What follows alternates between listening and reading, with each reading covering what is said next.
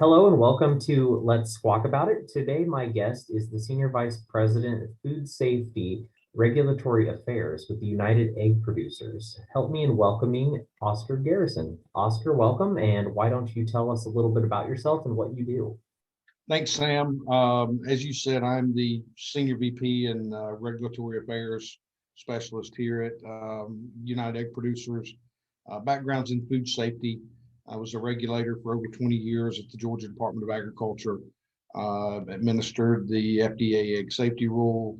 Also was as assistant commissioner there, was over the poultry and egg grading branch. So very involved with that, but also, many other food safety facets along with fuel and measures and all of those lovely things that come associated with it. We're happy to have you. Welcome aboard. And today we're talking a little bit about eggs and how the egg industry's consumer preferences are changing and what direction they're going in and all of that kind of stuff. So to start us off, let's talk about what consumer preferences are we starting to see become more prominent within the egg industry?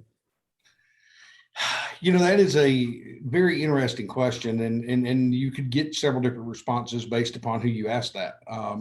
The jury's still out. We've seen a lot of movement by some of the activist groups, Humane Society of the United States and others, with ballot initiatives across the country. That's basically driving certain states to require that only cage-free eggs are sold by a specific date. Beginning of next year, January 1 of 2022, California will have that mandate for cage-free, and they will be the first state that actually has the mandate in place. It'll be for shell eggs, but also egg products there. So essentially, every egg that's going to California to be sold to the consumer there would have to be from cage-free production, including the egg products that are used in the various consumer packaged goods. Down to egg patties. They've even looped hard-boiled eggs into their specification there by considering it to be a shell egg, whether the shell is intact or removed. So again, we're seeing some very creative language here. California originally had Prop 2. Prop 2 was, associated with 118 square inches per bird, 116 square inches per bird. That was not acceptable to the activists. They came back with Prop 12 and guaranteed cage-free. And now you've got Washington, Oregon following suit there, and a gamut of other states out there. Colorado just passed something this year. Utah has as well. I think some talks are going on in Arizona. And then you got Massachusetts up in the Northeast that somehow settled on 1.5 square foot per bird. So again, very inconsistent around the country, which has really caused some heartburn and heartache for our industry because we really don't know what exactly to produce to, and the little nuances, within each one of those laws. California being first, you would expect those regulations to be out so producers could, basically get ready so they know what the expectations are, what products are in, what products are out. But again, we just got the release of the California proposed rule last week. So by the time they go through formal rulemaking, it's going to butt up right against January 1 of 2022 before we see a finalized rule. It makes it very hard for the producers out there to really, wrap their head around which direction we go. Now, so far, the cage-free demand doesn't seem to be as large. I mean, there's been grocery store chains out there that have actually done everything in their power to meet the deadlines that they themselves imposed. You remember a couple of years back, HSUS put a shame and blame campaign on a lot of the grocery stores, retailers, food service, and that's when you started to see Walmart saying we will sell no eggs other than cage-free by 2025. All of the others just kind of fell in line with that. But how is that going to play out? Because there's some creative language in there that basically says, if the supply is there, if our customers' demand is there. And to date, we've not seen that demand. In grocery stores that have piloted that, and I'm looking at some here in the Southeast region, they removed a large portion of their conventional eggs and really made a cage-free feature there and actually got the difference in what the consumer pays for cage-free versus conventional, down to, just a few percentage between each other. But overwhelmingly, the customer still goes for the cheapest egg in the case. That's what we see. So it is real challenging. Now, one thing that we have seen that we're really starting to wrap our heads around a bit. And when you talk to a lot of producers, um, the consumer is looking for a bigger package of eggs, and it's directly related to COVID.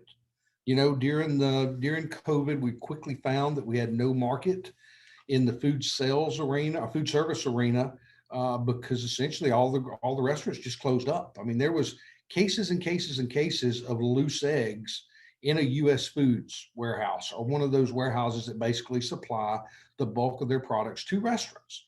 Once all of that demand went away, then those eggs were just sitting there. So we worked with USDA Agriculture Marketing Service to get those eggs back to a USDA graded facility, reprocessed, repacked, and put into consumer sized cartons. And that was interesting because then all of a sudden, all the demand's in the grocery stores, and there's not enough cartons out there to fill that demand. So then we start looking at states for labeling considerations and other things to get more flexibility so eggs can be sold without certain requirements that may have to be on the label there.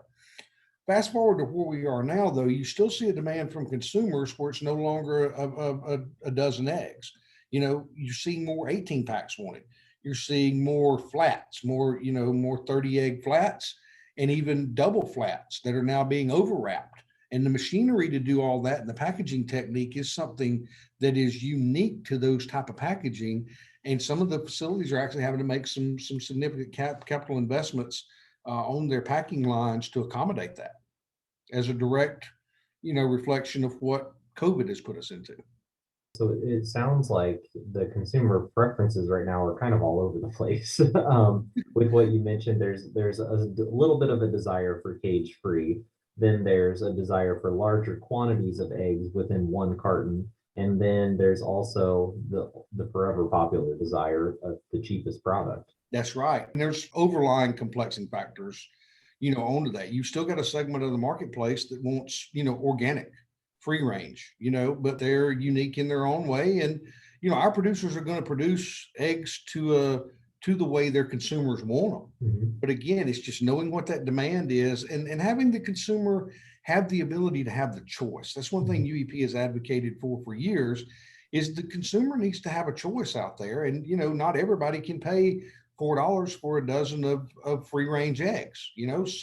Some consumers want an 89-cent dozen of eggs. Our guys, that's a very low bottom dollar on that, but a dollar dozen of eggs is what my 87-year-old mother still wants.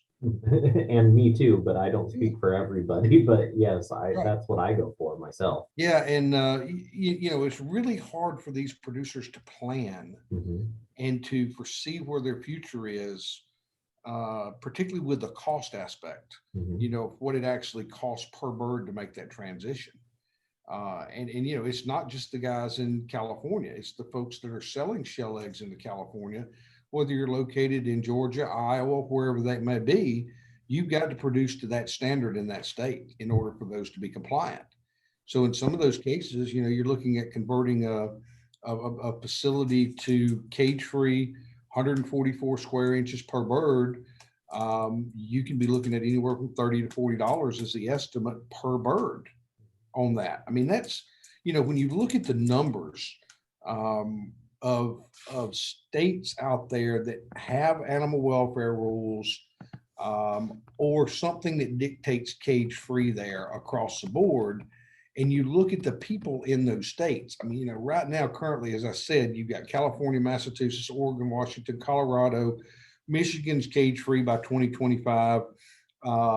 Rhode Island is cage free by 2026. And again, the things going on in the other states, when you look just by the numbers and you add in some places like Maine and Hawaii where we really expected those laws to pass because they do have the ballot initiatives that are available to those states. So it's a very easy process to get something on the ballot and passed.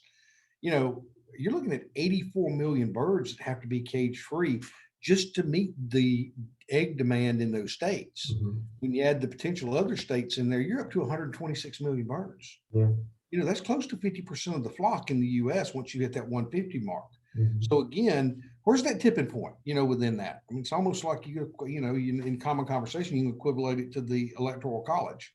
At what point in time is so much of the country requiring cage free and so many customers requiring cage free that everybody just goes, okay, but we don't have a crystal ball from that standpoint. Yeah. Very frustrating for our producers within that, because if you've got a customer that says we want to be cage free by 2025, but yet they don't want to buy any more cage free eggs in 2024 to what they're buying today, they want it all to be January 1 of 25. There's no magical way to get to that point. You're constantly ramping up that production. And when does that balance tip of you've got more cage-free production than you do cage-free demand? And how do you equate that out with all the other variables that are being thrown in? Right. And it's also difficult to justify it if that's not what you're seeing consumers buying more of. So, That's right. Yeah, which I think you've already touched on this next question, which what is being done to address those issues. But I was wondering if maybe we could dive into that a little bit deeper. Are egg producers becoming more specialized? Do you see some of them focusing more on cage free, some of them sticking to non-cage free? What kind of things are being done to address these preferences by the consumer? I think you've got the gamut out there across the entire industry. Each company is kind of running it the way that they see and the way their customer base is set, would be my guess there. And, they're independently owned companies and that's what they do. The Massachusetts piece is very unique because again, we're looking at 1.5 square inches per bird. That's really not a standard other than for cage-free floor birds. But once you go to a multi-tier aviary type situation, it's 1.0 in every certifying body basically out there known to man. So again, it's an anomaly there on that 1.5.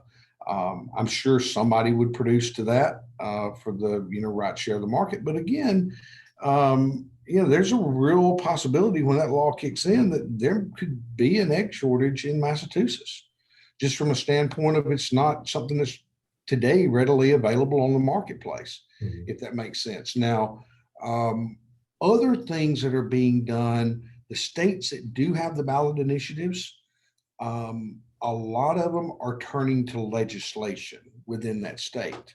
So essentially, HSUS approaches the producers in the state that has ballot initiatives. And, within that, they say, we're going to run a ballot initiative in your state worded this way, like they word them. And you will have to be compliant with cage free by 2023. All eggs produced or sold in the state would be 2023 under that.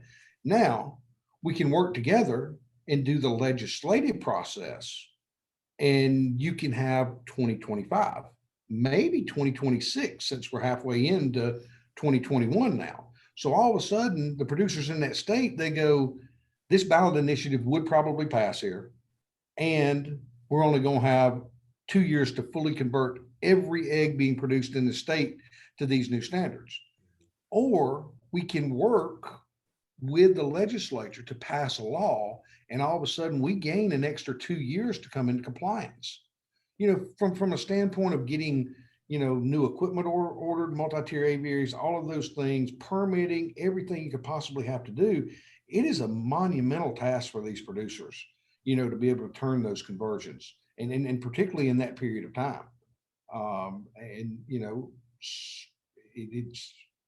It's very frustrating for the guys not really knowing, because they're, again, you bet the whole farm on this is going this way, and then the consumers just don't want it. And somebody finally stands up and goes, enough's enough. Then, where do you find yourself at that point in time? Yeah. And then what you just mentioned was my final question here, was how is it impacting the producers and therefore the consumers? And you touched on that pretty well already, but is there anything else that you envision that this is going to impact producers and then turn over into the consumer impact as well? There's just a lot of uncertainty for these guys. UEP, we made a push right after I come on for one last run across the goal line in 2012, 2013 with the egg bill, which was a national standard that would basically take enriched colony enclosures and kind of make that a standard across the country there. And it would, provide, the birds with the ability to have your natural behaviors, your scratch pads, your perches, nesting box, and all of that within an enclosure with 50 to 100 hens in there, at 144 square inches.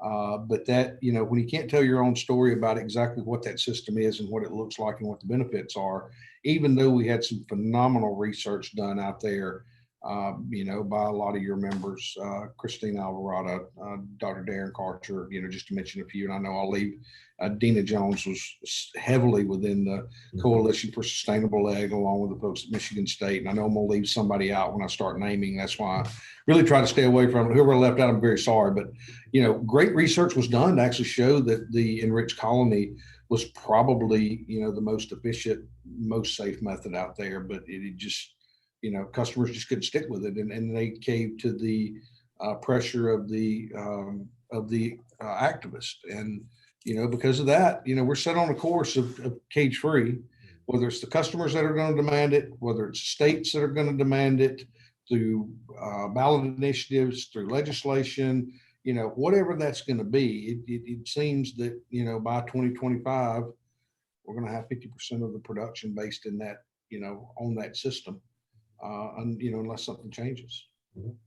Well, this is all extremely insightful. I personally did not know this much was going on, especially the states passing this type of legislation for cage free and the deadline that's coming on. So I can imagine why it would be frustrating for producers, not only to meet a deadline, but also to change their entire operation for something that may not stick. It is. And really, whenever you look at state laws and eggs are a very complex regulated commodity because of the state law features that go on, whether it is a CCAP program, California Egg Quality Assurance Program that's been there, or the Pennsylvania program that's been there, that back in the day even required more testing than what it, before the FDA egg safety rule kicked in for salmonella, enteritidis, and other things. Some very progressive moves by that. So the producers have been used to that if they're selling into those areas. But with these different regulations added on, there's going to be inconsistencies there. And it's going to be based on the way state authorities are written. I mean, I wrote regulations for 15 years for the state of Georgia and wrote laws. I mean, somebody would want a law after Peanut Corporation of America. We had to write a law that every ready-to-eat food product had to be tested in the state of Georgia. If you found a positive, you had 24 hours to report it to the Georgia Department of Agriculture. And then we would start an investigation based on that. And then we had to write the regulations for that. And there was no federal regulations to fall back upon.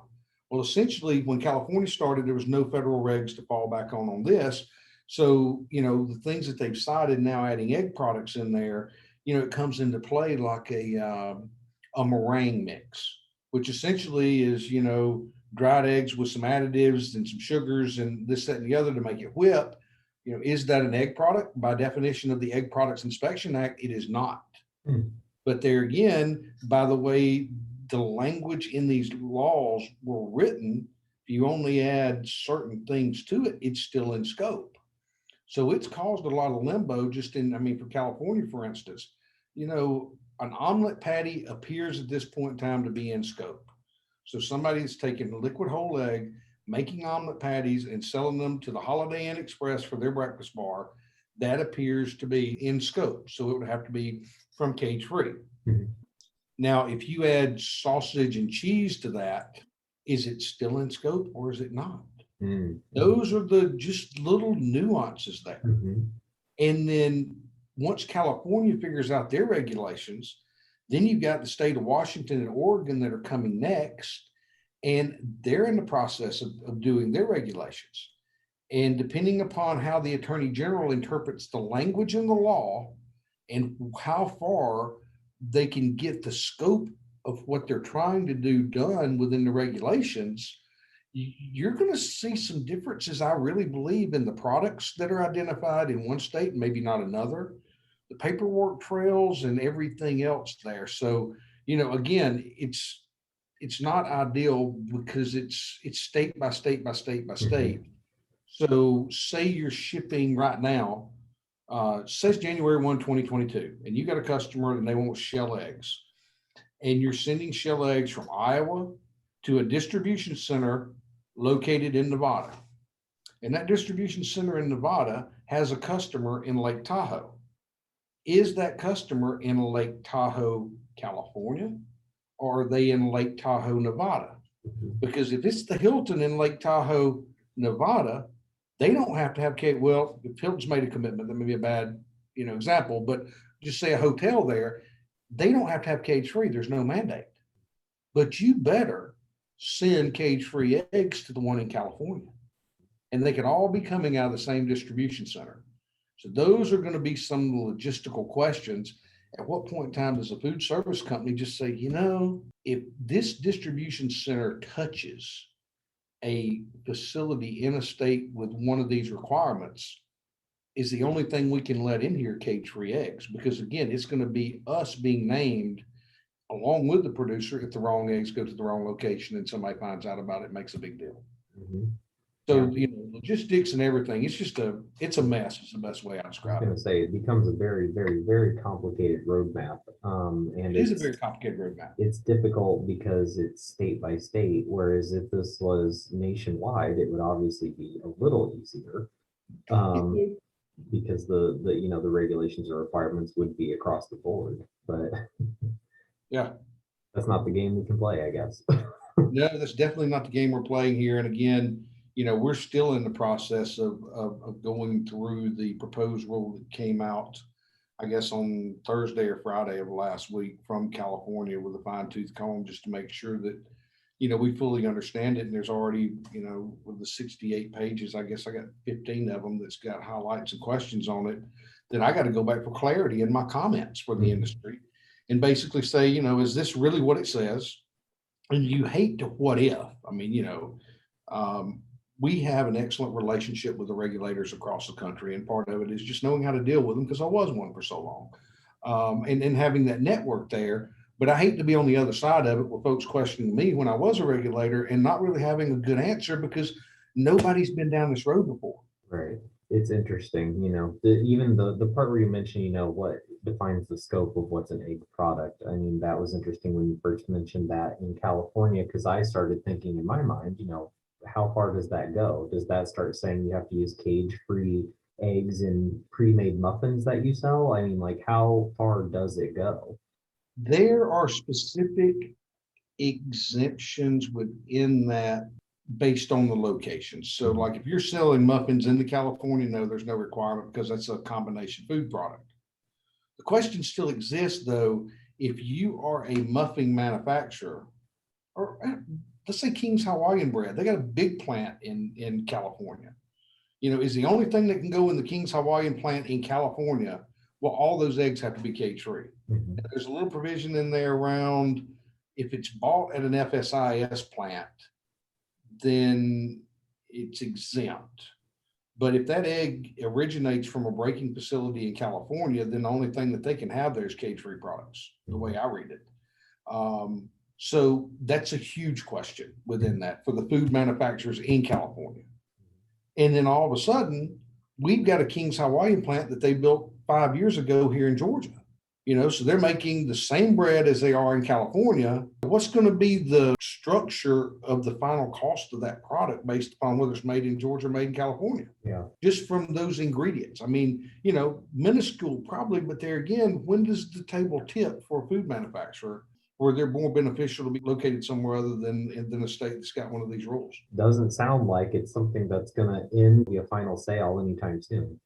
No, we've still got to get to 2025 to see how the customer commitments actually pan out. Like you said, there's a lot to follow on this, and we'll definitely keep watching it. But in the meantime, Oscar, thanks for your insight on all of this. I think it's very insightful. It's interesting. It's an interesting topic that I hadn't delved too much into, but now my curiosity is spiked. So hopefully this gets other people interested in it too and following what's happening. Which obviously producers are going to be following this because it impacts them so greatly. Yep. No, appreciate the time and glad we could do this.